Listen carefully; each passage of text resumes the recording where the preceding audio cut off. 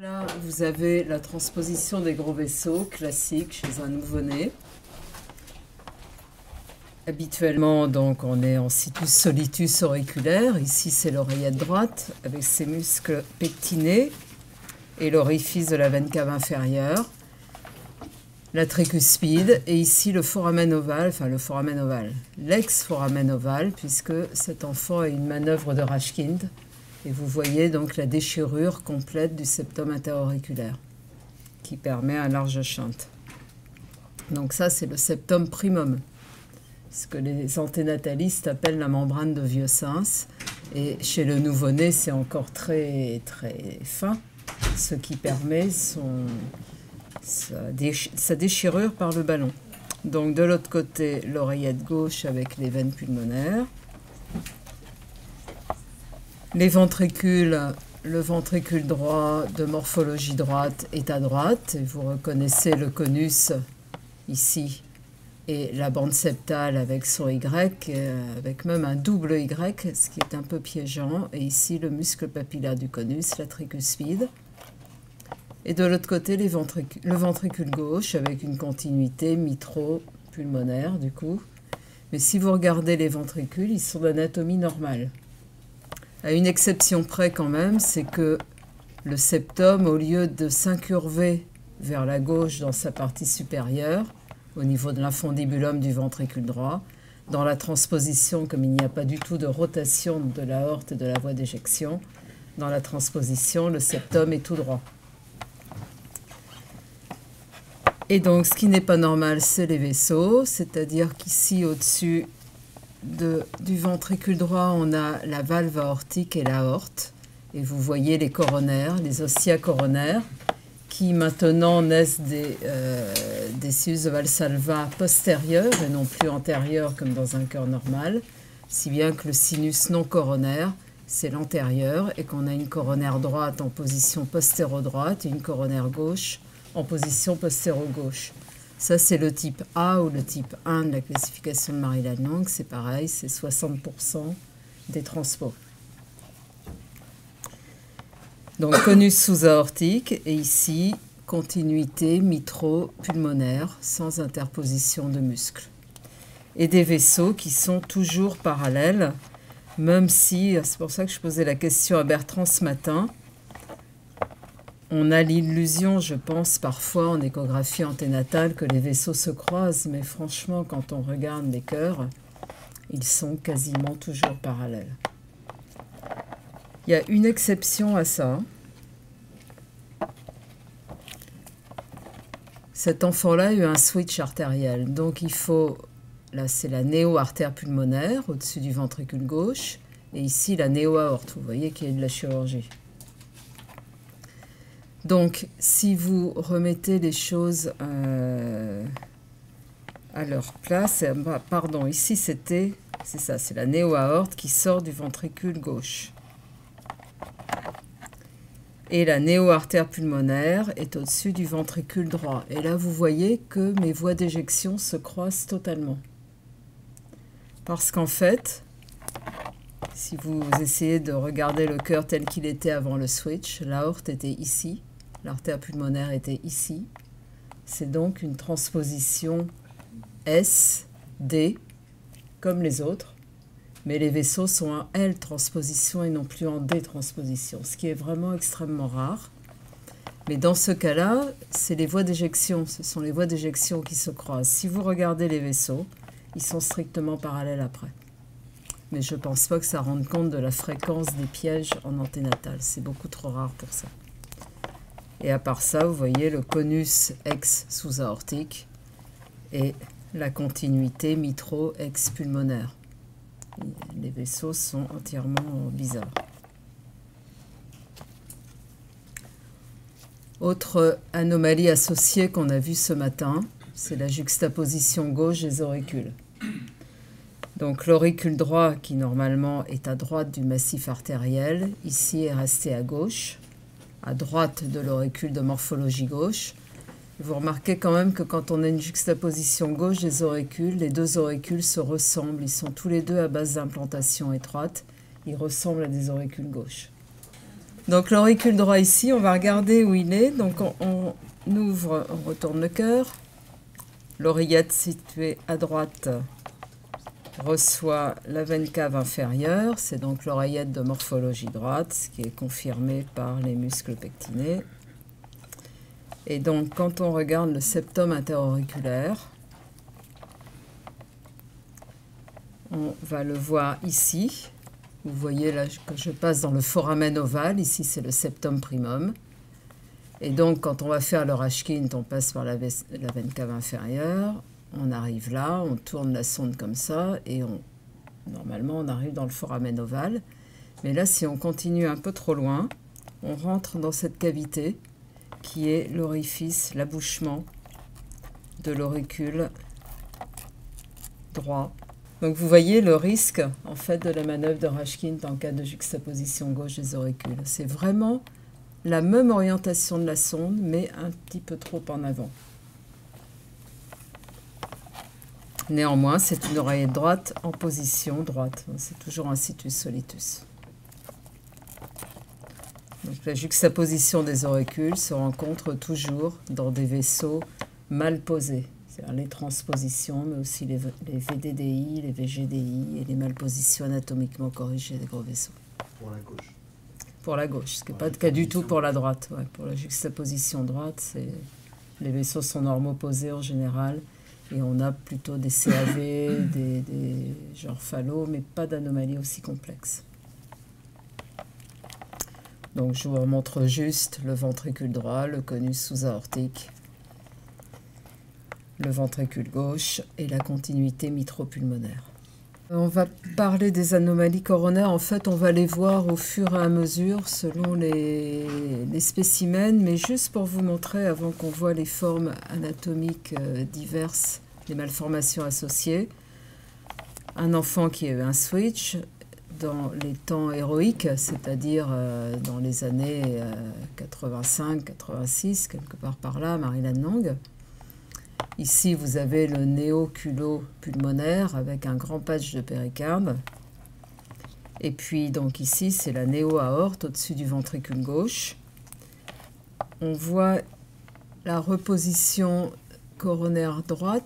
Donc, vous voyez les collerets coronaires avec les points. Bon, c'est beaucoup plus fin maintenant. C'était vraiment au début des switches.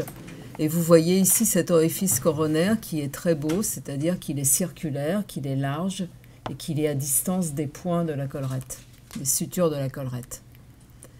La deuxième collerette coronaire est là.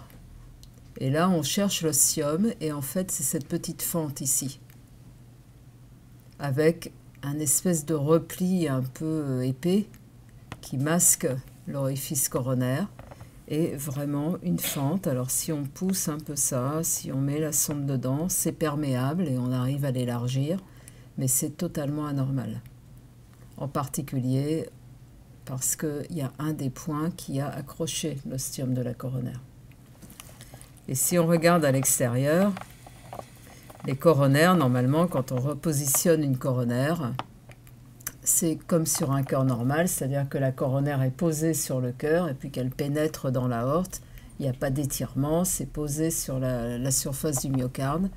Alors que celle-ci, qui est dans l'ostium, est étirée, la coronaire aussi est étirée. Vous voyez qu'elle est clairement au-dessus du cœur, qu'elle ne touche plus la paroi myocardique et que donc à chaque contraction du cœur, ça s'étire au niveau de l'ostium, mais ici aussi.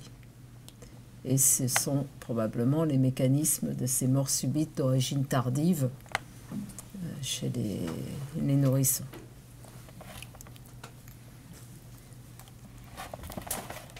Donc les CIV sont présentes, mais je ne vais peut-être pas... Vous avez répondu à la question. Dans combien de pourcents des transpos? La moitié des transpositions des gros vaisseaux ont une CIV. Et cette CIV... La transpo n'est pas une cardiopathie de la voie d'éjection, n'est pas une cardiopathie qu'on appelle conotroncale, et donc la CIV n'est pas forcément de la voie d'éjection, mais elle peut être n'importe où.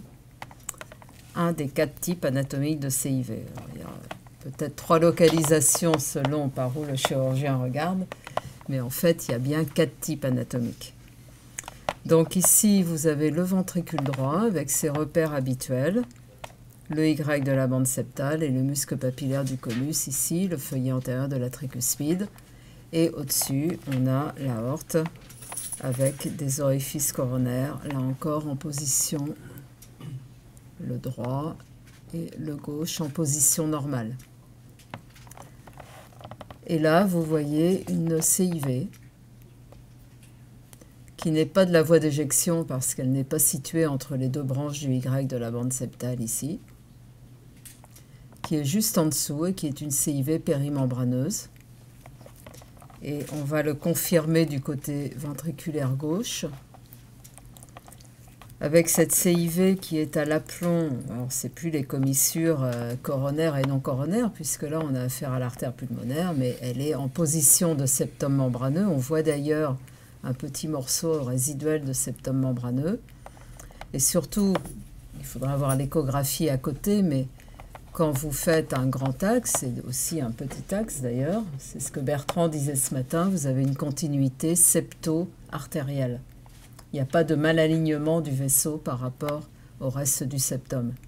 Et ça, c'est vraiment la différence essentielle entre une CIV périmembraneuse centrale, comme on les appelle maintenant, avec la nouvelle nomenclature, et les CIV de la voie d'éjection ou de la outlet, ou qu'on appelait avant cono-ventriculaire.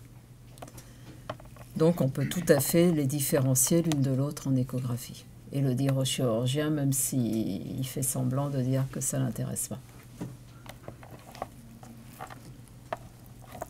Donc encore une fois, la transposition avec l'aorte antérieure et droite, des transpositions, et l'artère pulmonaire postérieure et gauche et les vaisseaux strictement parallèles.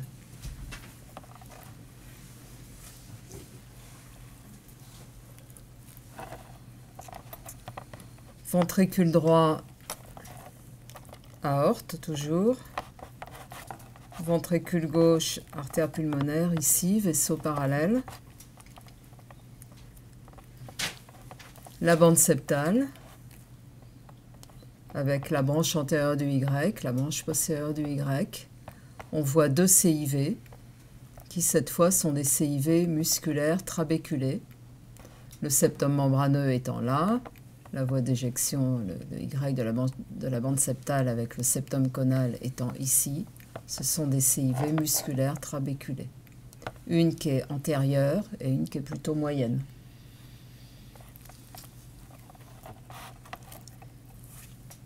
Et on ouvre le ventricule gauche, on retrouve nos CIV, plus une qu'on ne voyait pas, qui est clairement musculaire aussi, mais postérieure.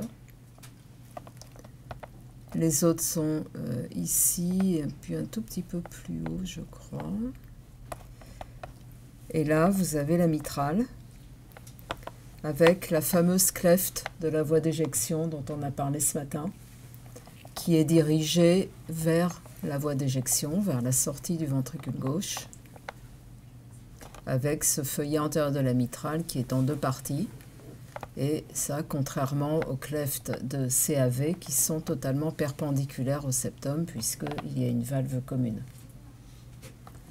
Donc ces clefts, sont souvent très difficiles à fermer. Vous voyez que là, on peut fermer ici, mais on risque d'avoir une mitrale sténosante. Il y a un grand écart entre les deux feuillets, les deux hémifeuillets. L'autre élément, ce n'est pas le cas ici, mais on va voir d'autres spécimens où c'est le cas, c'est que ça peut induire une sténose sous-valvulaire pulmonaire. La valve pulmonaire est ici, en fait.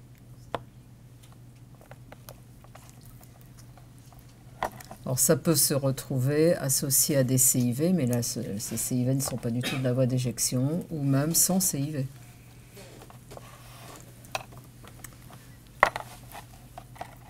Donc on a vu CIV périmembraneuse centrale, CIV musculaire, le troisième type de CIV, ici un ventricule droit qui est un peu dilaté avec une tricuspide qui est plus petite que ne le voudrait la taille du ventricule droit. On ouvre le ventricule gauche, ici on a l'artère, l'ex-valve pulmonaire, l'enfant a eu un switch. On voit d'ailleurs un ostium coronaire un petit peu petit ici.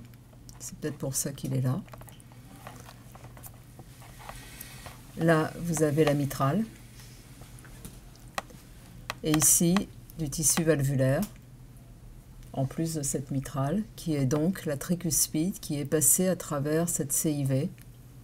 Et c'est une CIV dans le septum d'admission. La tricuspide, quand elle strade, elle passe toujours à travers une CIV d'admission. Donc elle s'insère sur des piliers dans le ventricule gauche et elle est en contact avec la véritable mitrale. Mais en passant à travers cette CIV, donc on a un overriding, c'est-à-dire que l'anneau tricuspide chevauche le septum interventriculaire. On a un straddling puisqu'il y a des insertions sur des piliers dans le ventricule gauche, mais on n'a plus ou quasiment plus de shunt à travers cette CIV. Le feuillet de la tricuspide s'est collé à la crête septale et a fermé la CIV. Donc finalement, sur le plan chirurgical, ça ne gênera pas grand-chose. Le seul problème, c'est que la partie tricuspide dans le ventricule droit est petite.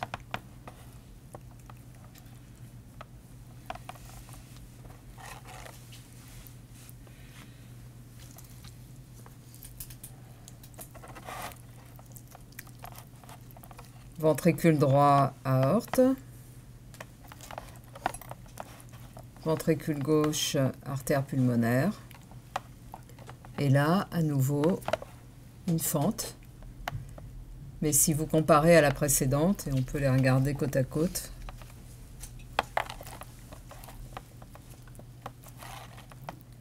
vous voyez la différence d'orientation de cette fente? La première dirigée vers la voie d'éjection et la seconde perpendiculaire au septum,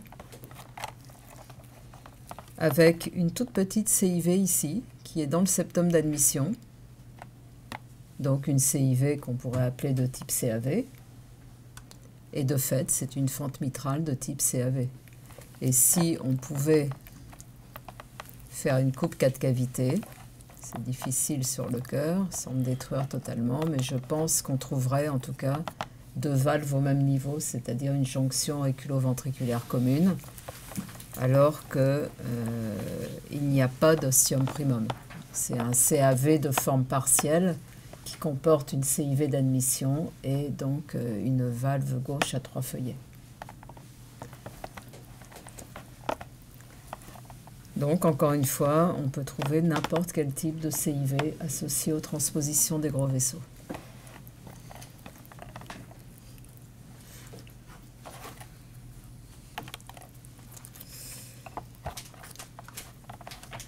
Donc, on va rentrer dans les cœurs encore plus compliqués. Donc, celle-ci, vous voyez les vaisseaux. L'aorte à droite, l'artère pulmonaire à gauche. Les vaisseaux sont parallèles ou presque. L'artère pulmonaire est très dilatée, il y a eu un cerclage. L'aorte est postérieure, elle est clairement postérieure. Alors que dans toutes celles qu'on a vues jusqu'à présent, toutes les transpos qu'on a vues, l'aorte est antérieure, ce qui est effectivement le plus fréquent. Donc effectivement, quand on a une transposition, une malposition des vaisseaux, l'aorte est souvent antérieure, mais ce n'est pas du tout une règle absolue. Quand on fait l'analyse segmentaire, ça ne rentre pas en compte dans l'analyse segmentaire et on est obligé de le rajouter. Là, on dira transposition des gros vaisseaux SDD avec aorte postérieure. En fait, quand on fait un grand axe, on voit une transpo. Et quand on met la coupe petit axe, on ne comprend plus rien parce qu'on a l'impression de voir un cœur normal. Donc c'est extrêmement piégeant. Mais c'est beaucoup plus rare que L-transpo, vous en verrez peu, je pense. Des transpositions avec aorte postérieure, c'est pas fréquent. Mais je pense qu'on en voit quand même un petit peu plus. C'est pas exceptionnel. J'aurais tendance à dire qu'on en voit plus que des SDL. Mais les deux sont rares, bien sûr. Mais il faut savoir que ça existe. Alors là, les vaisseaux sont parallèles, mais c'est vrai, vous voyez l'orientation, et je pense que là, on pourrait se tromper. Hein. On pourrait voir un croisement des vaisseaux. Donc effectivement, l'aorte est carrément postérieure. Là. Donc on va ouvrir le cœur. Et là, on a un ventricule de morphologie droite, mais qui est un peu particulier, avec une tricuspide, un conus sous-aortique. On va peut-être tout de suite regarder les coronaires, mais bon, on y reviendra après. On va d'abord analyser l'intérieur du cœur. Donc, on a un conus sous-aortique et même quelque chose qu'on individualise, qui va être entre la valve aortique et la valve pulmonaire de l'autre côté, qui est donc le septum conal, et non pas le conus. Le conus, c'est ce qui sépare la valve artérielle de la valve auriculo-ventriculaire. Donc c'est le septum conal qui sépare les deux valves artérielles. Et ici, on a la CIV, qui est une CIV... Il y a une telle distorsion de l'architecture intraventriculaire qu'en fait, on a du mal à reconnaître qu'elle est entre les deux branches du Y de la bande septale qui est ici, avec la bande modératrice qui est très antérieure et le pilier antérieur de la tricuspide. Donc c'est une CIV de la voie d'éjection par malalignement du septum conal, malalignement antérieur, qui fait qu'on aura une sténose sous-aortique, puisqu'on est dans une transposition des gros vaisseaux. Si on regarde le ventricule gauche, on a la continuité mitro-pulmonaire, et on a ce septum conal qui part par ici, avec une très large CIV antérieure, qui est une CIV de la voie d'éjection. Et effectivement, si on a une sténose sous-aortique, on finit par avoir une coarctation. Et là aussi, c'était dans les temps très anciens, puisque la réparation a été avec un énorme tube. Il y avait peut-être même d'ailleurs, plutôt qu'une coarctation, une interruption de l'arche aortique, très probablement, pour qu'ils aient éprouvé la nécessité de mettre un si grand tube. Donc CIV de la voie d'éjection avec malalignement antérieur du septum conal.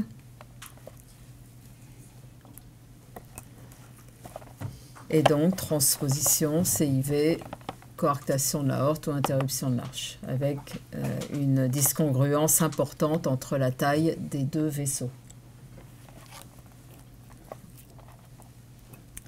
L'autre cause de coarctation, de transposition des gros vaisseaux avec coarctation, plus ou moins CIV, c'est celle-ci. C'est un ventricule droit qui est tout petit, qui est très hypoplasique, qui manque toute la pointe, qui est comblée par du muscle. Ici, on a le conus sous-aortique. Et ici, la tricuspide, qui est hypoplasique aussi. Et ici, une CIV, qui semble être dans le Y de la bande septale, avec le septum conal ici, qui est un peu mal aligné de façon antérieure, mais sans peut-être créer d'obstacle vrai, mais même s'il n'y a pas d'obstacle sous-aortique dans ce cas-là, il y a un défaut de flux pendant la vie fœtale dans l'aorte parce qu'on a un tout petit ventricule droit, une petite tricuspide, et là aussi, il y a eu une coarctation qui a été réparée. Et ça s'associe dans ce cas à une clefte de la voie d'éjection, dirigée par là, et non pas perpendiculaire au septum. L'artère pulmonaire est là.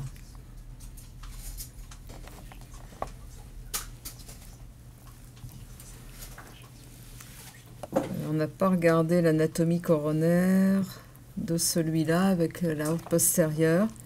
Mais en fait, vous voyez ici un ostium postéro-droit qui est très large et qui est unique. Il n'y a pas d'autre ostium coronaire. Et donc, c'est une coronaire unique qui part en arrière et se divise en coronaire droite, apparemment. Ici, et puis en coronaire gauche, avec donc une boucle postérieure.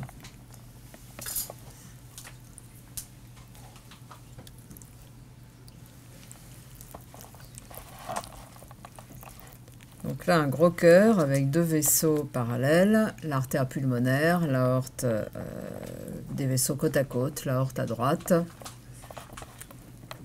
un ventricule droit de taille normale, un malalignement antérieur du septum conal, une large CIV de la voie d'éjection qu'on retrouve ici avec le malalignement antérieur du septum conal et là en grand axe le défaut d'alignement septo-artériel.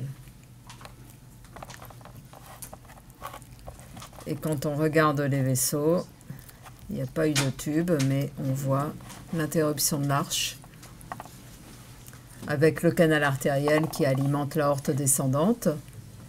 Et cette interruption de l'arche est de type A, c'est-à-dire qu'on a le TABC, la carotide gauche, la sous-clavière gauche, et que l'interruption est totale, il n'y a pas de vestige de crosse, mais ça se fait après la sous-clavière gauche.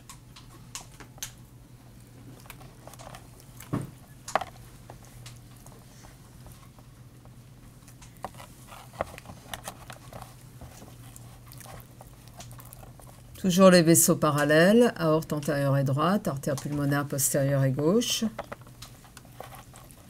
le ventricule droit, le conus sous-aortique et une CIV dans le Y de la bande septale, la branche antérieure, la branche postérieure. Et le septum conal, cette fois, n'est pas dévié sous la valve aortique, mais part en arrière. Et on va le retrouver au-dessus du ventricule gauche.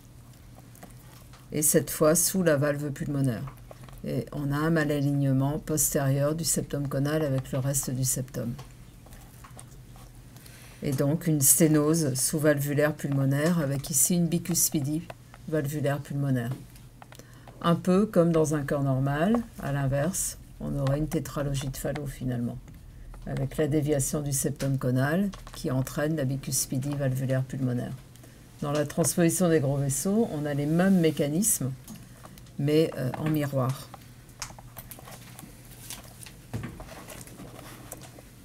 Donc ça, c'est la cause la plus fréquente de transpose CIV sténose pulmonaire, mais il y a d'autres causes.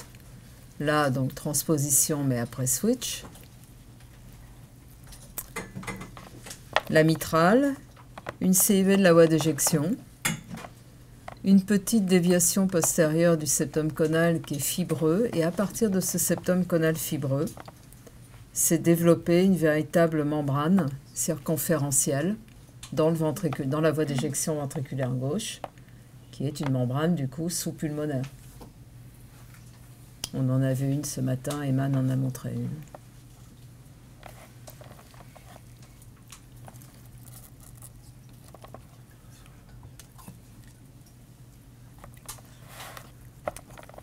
Un cœur historique, là encore. L'aorte antérieure et droite, l'artère pulmonaire, et en fait il y avait une atrésie pulmonaire et elle aurait dû être par là. Donc ventricule droit, aorte. La CIV de la voie d'éjection dans le Y de la bande septale. Et derrière,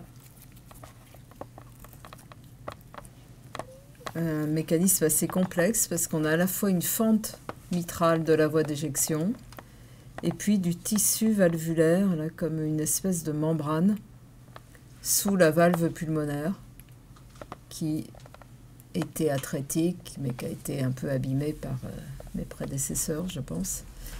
Et donc une membrane ici en plus en regard sous-pulmonaire.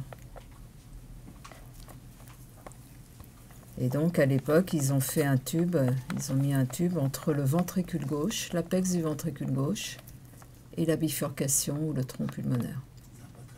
Ça n'a pas très bien marché. Et si tu veux voir pourquoi, quand on ouvre le ventricule gauche, on ne voit plus du tout l'orifice. Ils ouvraient dans le muscle. Je pense qu'ils allaient très vite, parce qu'à l'époque, il fallait aller vite. Et donc, on ne peut pas normalement inciser beaucoup de muscles dans le ventricule gauche. On a des lésions coronaires. Et là, l'incision devait être à minima. Et c'est toujours perméable, mais c'est extrêmement sténosant. Donc ça a été abandonné assez vite.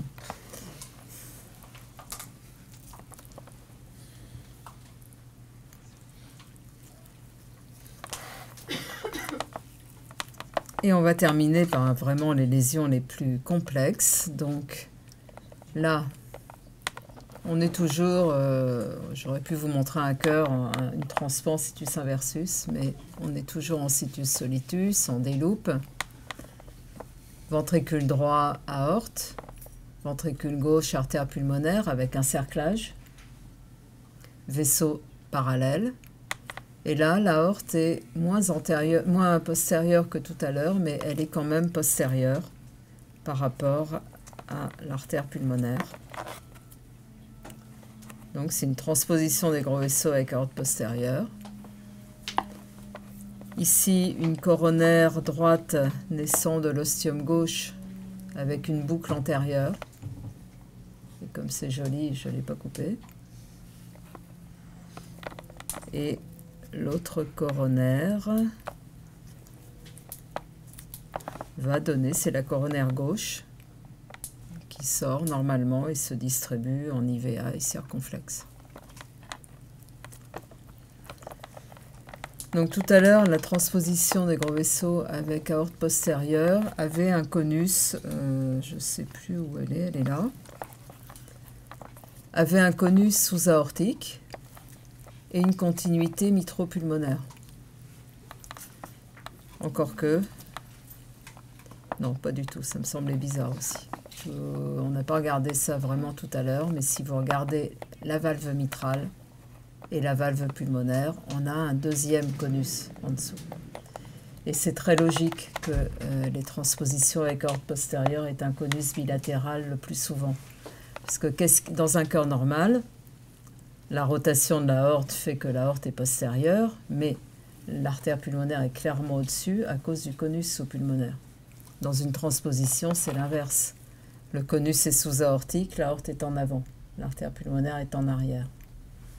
Si vous avez un conus bilatéral dans une transposition des gros vaisseaux, dans un certain nombre de cas, pas toujours, mais effectivement, l'artère pulmonaire du coup se trouve repoussée en avant, comme ici, et comme dans ce cœur-là.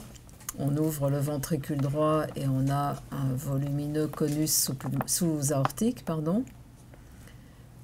le Y de la bande septale, avec la zone de jonction, mais pas de CIV.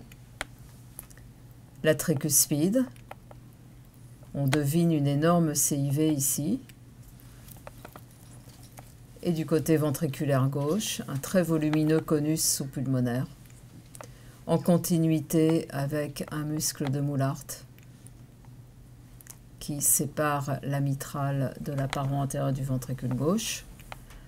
On voit cette CIV qui est absolument monstrueuse. Elle est coupée en deux par ce pilier ici, mais elle fait pratiquement tout le septum. Et puis, comme tout à l'heure, donc on a la tricuspide qui est passée de ce côté-là, à travers cette CIV d'admission. Donc on a un straddling tricuspide et un overriding. Et la mitrale est très hypoplasique, repoussée par le straddling de la tricuspide, poussée en arrière par le muscle de Moulart. Elle s'insère sur un seul pilier, c'est une mitrale en parachute. Et il y a une dernière cause, une troisième cause d'hypodéveloppement de cette valve mitrale, qui est quelque chose qu'on ne trouve pas forcément associé aux transpositions des gros vaisseaux, mais un énorme sinus coronaire avec une veine cave supérieure gauche qui se jette dedans. Et ce sinus coronaire, dont on va voir l'orifice très dilaté ici, à côté de la CIA de Rashkin. Le sinus coronaire, en fait, est tellement dilaté qu'il crée un obstacle au remplissage de la mitrale. Et si on récline ce sinus coronaire dilaté, on tombe sur une mitrale qui est certes petite, mais on gagne au moins la moitié de sa circonférence. Donc ça aussi, ça peut être une cause d'obstacle gauche.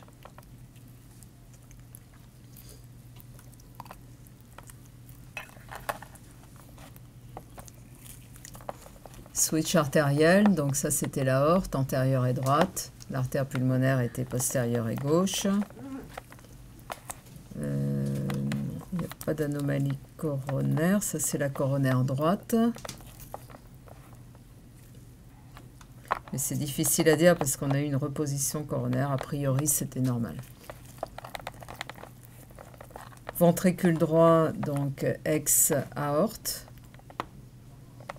Une CIV musculaire qui a été fermée ici. Et une mitrale très bizarre avec un conus sous-pulmonaire. Et dans ce cas-là, on a un conus bilatéral, mais on a une aorte qui reste antérieure. À cause de, probablement en partie, le fait que le conus du côté gauche est beaucoup plus petit que celui-là, le conus sous-aortique. Donc on peut aussi avoir un conus bilatéral, et en écho, ça se traduira par une discontinuité mitro-pulmonaire, même si l'aorte est antérieure.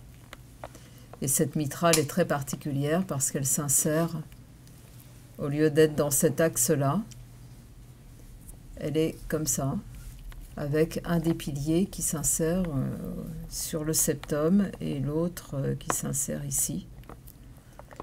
Et ça, j'ai même pas de nom pour décrire cette mitrale bizarre.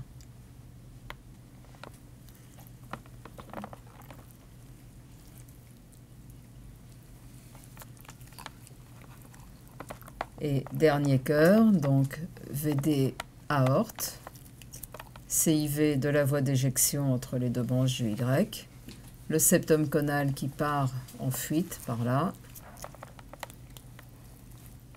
qui arrive dans le ventricule gauche mais qui ne crée pas d'obstacle sous-pulmonaire sévère.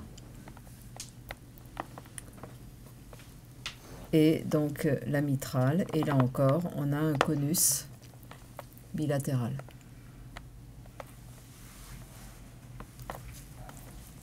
Et les coronaires.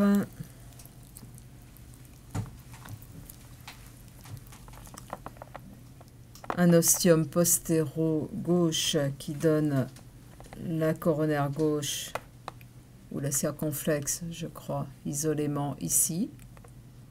La coronaire droite ici, donc boucle postérieure. Et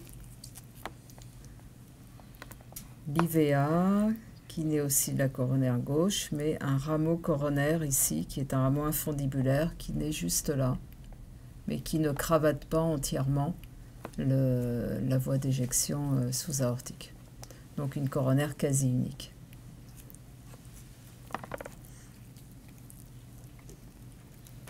Voilà.